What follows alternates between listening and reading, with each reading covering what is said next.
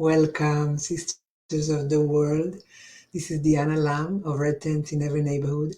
And I want to talk to you about our times, our current chaotic times today.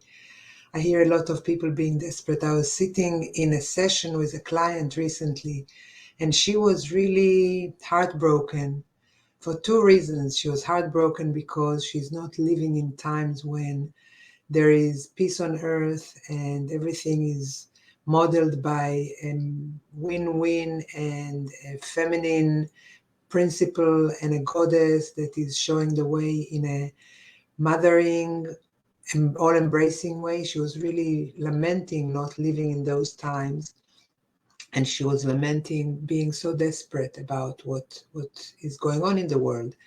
And we started looking at that, and the idea of living in times of peace, in times of modeling where the models are so inspiring, the lack in that model is that there is nowhere to grow to. So the image that we looked at was that of of a child being in the womb.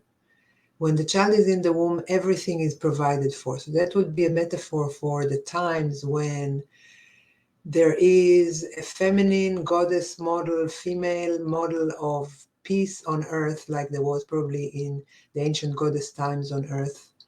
And this is really equivalent to being in the womb. There is nothing that's needed, everything is provided. But in order for life to move forward, the baby needs to be born. And first, it's all provided for. So that model of the peaceful model would provide for us. But then when the child gets to be 2 years of age, it wants everything alone. I want to do it by myself. I want to eat by myself. I want to feed myself, even if the food goes everywhere. I want to try and walk by myself. We have to try and do something different in order to discover for ourselves how to do it. If we're completely dependent on being fed all the time by the models of matrilineal societies and models of peace on earth, there is no way in which we can choose it ourselves. We can find out the merit of it ourselves. It's just fed to us. So this is when I was looking with my client at the fact that the choice that we're given in these times is to not choose despair, but to choose hope.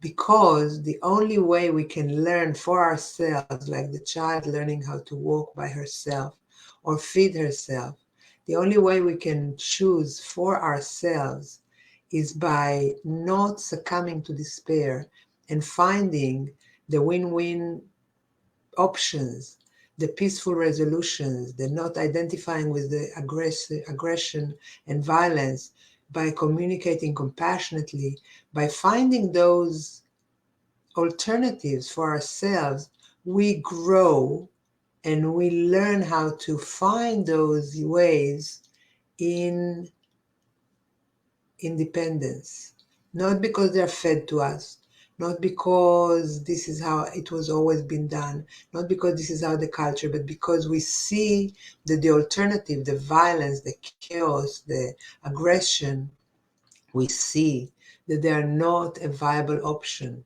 We have to see them and not be sucked into the despair of them in order to move into another direction. So my invitation for you today is to find yourself in that junction of looking at the world and seeing how desperate things are and how chaotic and aggressive and unsupportive the environment is for life, for our life, for the life of the planet. And realizing we have a choice. We can despair, and what do we feed? With that despair, we feed the aggression. With the despair, we feed fear. With the despair, we feed all that we don't want to grow. We feed it because we are deflated, we are we're desperate, we're afraid, we are hopeless. So if we're hopeless, we feed hopelessness in the world. If we allow ourselves to say, I am going to consciously use my willpower and will forces to not be sucked into despair about this, but envision a world that has the opposite of what is happening right now. And how can I get there in my life? How can I get there in my relationship? How can I get there with my relationship with my partner, with my child, with my coworkers, with my friends, with my neighbor?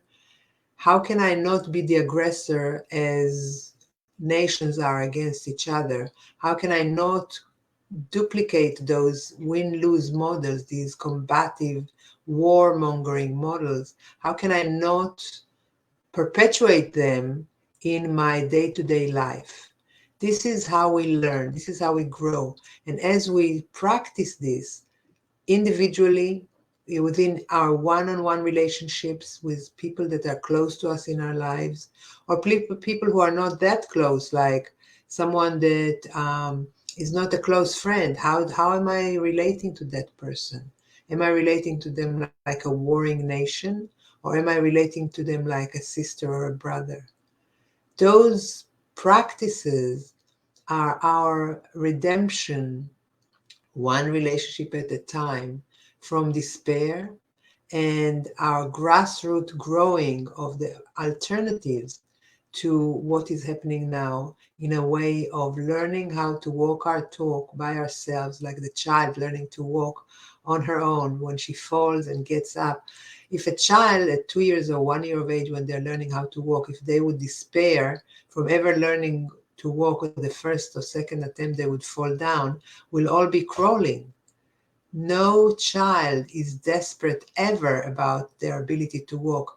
They fall down and they get up and they try again. They get up and try again. They get up and they try again, however many hundreds of times it takes until they master it. And that's how we need to be with peaceful communication, with relationships that are win-win as opposed to win-lose.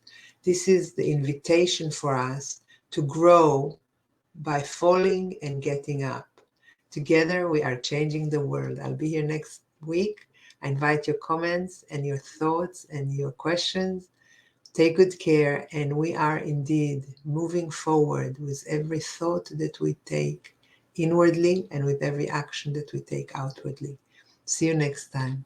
Bye for now.